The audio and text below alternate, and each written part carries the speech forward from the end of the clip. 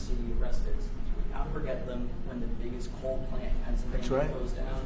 Delivered for them yesterday. What message do you have for those Well, I'm residents? happy. Homer City. I was there, and I said, I'm going to produce something, I don't know what, because they shut down this massive coal plant, one of the biggest in the country. And it was just purchased by the gentleman that you met yesterday. Very substantial man. I don't know if he's maybe not as substantial as you, I'm not sure. But he's pretty substantial. You know who I'm talking about. And they're going to spend billions of dollars on rebuilding it, and it's going to be the largest plant of its kind in the world, I believe, actually in the world. And it's going to be great. So we really fulfilled that promise to Homer City.